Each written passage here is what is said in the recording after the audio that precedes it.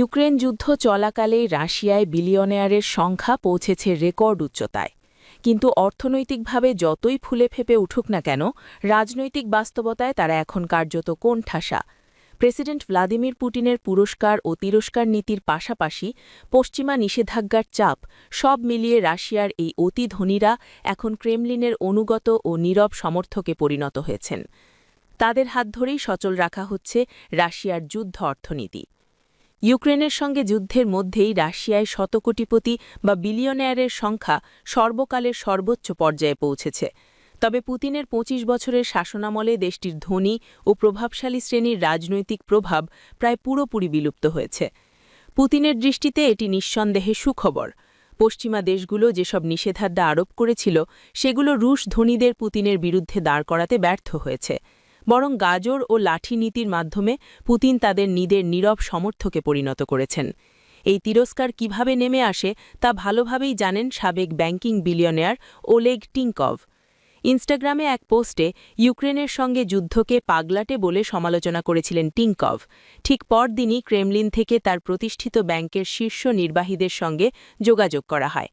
সাফ জানিয়ে দেওয়া হয়, প্রতিষ্ঠাতার সঙ্গে সব সম্পর্ক ছিন্ন না করলে ব্যাংকটি জাতীয়করণ করা হবে। তখন সেটি ছিল রাশিয়ার দ্বিতীয় বৃহত্তম ব্যাংক।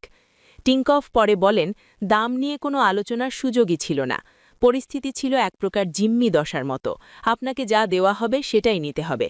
দর কষাকষির কোনো অবকাশ ছিল না। এক সপ্তাহের মধ্যেই ভ্লাদিমির কোটানিনের সঙ্গে সংশ্লিষ্ট একটি কোম্পানি ব্যাংকটি কেনার ঘোষণা দেয়।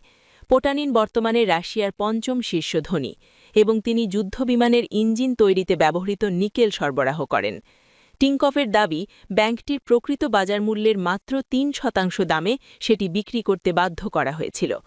সব মিলিয়ে টিনকভ হারান প্রায় $900 কোটি সম্পদ। শেষ পর্যন্ত দেশ ছেড়ে বিদেশে পাড়ি জমান তিনি। তবে পুতিন প্রেসিডেন্ট হওয়ার আগের রাশিয়া ছিল সম্পূর্ণ ভিন্ন এক বাস্তবতা। সোভিয়েত ইউনিয়নের পতনের পর রাষ্ট্রীয় মালিকানাধীন বিশাল শিল্প প্রতিষ্ঠানগুলোর দখল নেন কিছু প্রভাবশালী ব্যক্তি। সদ্য বিকাশমান পুঁজিবাদের সুযোগ কাজে লাগিয়ে তারা অল্প সময়েই বিপুল সম্পদের মালিক হন।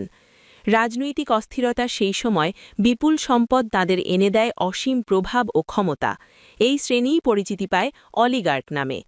রাশিয়ার সবচেয়ে শক্তিশালী অলিগার্কদের একজন বরিস বেরেজোভস্কি দাবি করেছিলেন, ২০০০ সালে পুতিনকে ক্ষমতায় আনতে তিনি গুরুত্বপূর্ণ ভূমিকা রেখেছিলেন। কয়েক বছর পর তিনি প্রকাশ্যে এর জন্য ক্ষমাও চান। ২০১২ সালে লেখা এক নিবন্ধে বেরেজোভস্কি বলেন, তখন আমি তার মধ্যে ভবিষ্যতের সেই লোভী স্বৈরাচারী ও দখলদারকে দেখতে পাইনি যে একদিন স্বাধীনতাকে ধ্বংস করবে এবং রাশিয়ার অগ্রগতি থামিয়ে দেবে।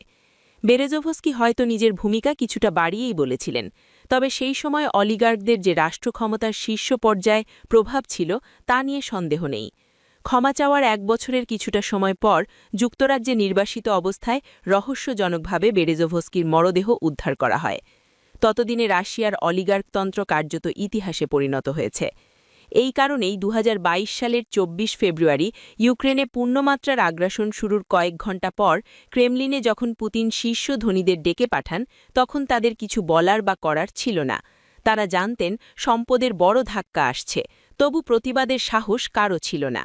পুতিন তখন বলেন, আমি আশা করি এই নতুন বাস্তবতায়ও আমরা আগের মতো একসঙ্গে এবং সমান কার্যকরভাবে কাজ করব। বৈঠকে উপস্থিত এক সাংবাদিকের ভাষায়, সেখানে জড়ো হওয়া বিলিয়নিয়ারদের মুখ ছিল ফ্যাকাশে, চোখে মুখে স্পষ্ট ছিল নির্গুম রাতের ছাপ। যুদ্ধের আগের সময়টাও রাশিয়ার বিলিয়নিয়ারদের জন্য খুব ভালো ছিল না। যুদ্ধ শুরুর পর পরিস্থিতি আরও খারাপ হয়।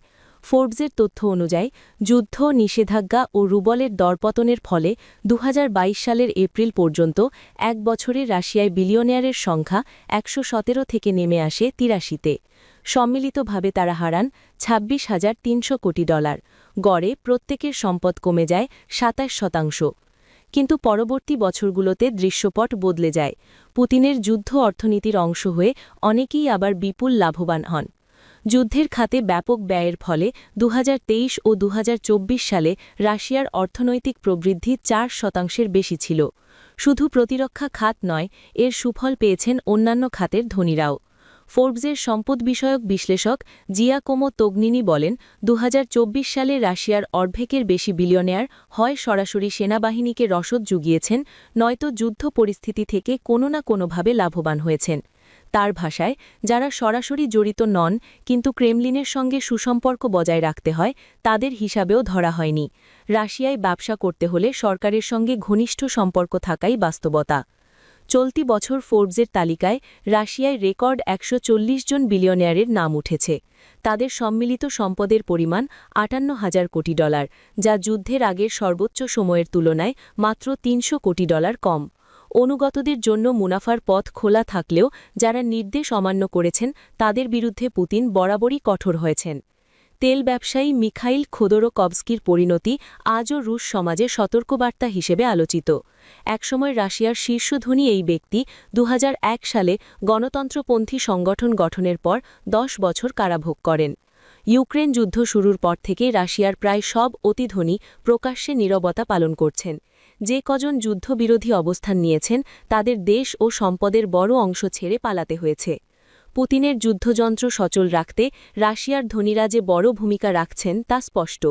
2022 সালের 24 ফেব্রুয়ারি ক্রেমলিনে তলব করা 37 জন ব্যবসায়ী সহ বহু ধনীর ওপরই পশ্চিমা নিষেধাজ্ঞা আরোপ করা হয়েছে।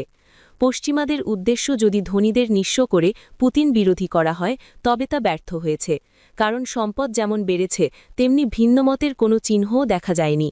নিষেধাজ্ঞার কারণে বিপুল সম্পদ নিয়ে পশ্চিমে পাড়ি দেবার পথও কার্যত বন্ধ হয়ে গেছে। সেন্টার ফর ইউরোপিয়ান পলিসি অ্যানালাইসিসের আলেকজান্ডার কোলিয়ান্দ্রির মতে পশ্চিমাদের পদক্ষেপ রাশিয়ার বিলিয়নিয়ারদের জাতীয় পতাকার নিচে অর্থাৎ পুতিনের পক্ষে একজোট হতে বাধ্য করেছে। তার মতে সম্পদ জব্দ ও অ্যাকাউন্ট ফ্রিজ করার ফলে তাদের পক্ষ বদলের কোনো বাস্তব পথ খোলা ছিল না, বরং পুতিন এই সম্পদগুলো যুদ্ধ অর্থনীতিতে কাজে লাগাতে পেরেছেন। ইউক্রেন যুদ্ধের জেরে বিদেশি কোম্পানিগুলো রাশিয়া ছাড়লে যে শূন্যতা তৈরি হয় তা দ্রুত পূরণ করেন ক্রেমলিন ঘনিষ্ঠ ব্যবসায়ীরা। নামমাত্র দামে তারা অত্যন্ত লাভজনক সম্পদ কিনে নেবার সুযোগ পান। কার্নেগি রাশিয়া ইউরেশিয়া সেন্টারের আলেকজান্ড্রা প্রোকোপেনকোর মতে এর ফলে একটি নতুন অনুগত এবং প্রভাবশালী ব্যবসায়ী শ্রেণী তৈরি হয়েছে। তিনি বলেন, রাশিয়া ও পশ্চিমাদের মধ্যে সংঘাত দীর্ঘস্থায়ী হওয়াতেই তাদের ভবিষ্যৎ নিরাপদ। সবচেয়ে বড় আশঙ্কা আগের মালিকদের প্রত্যাবর্তন। জিয়াকোমো তোগনিনির তথ্যমতে শুধু 2024 সালেই এভাবে 11 জন নতুন বিলিয়নিয়ারের আবির্ভাব হয়েছে।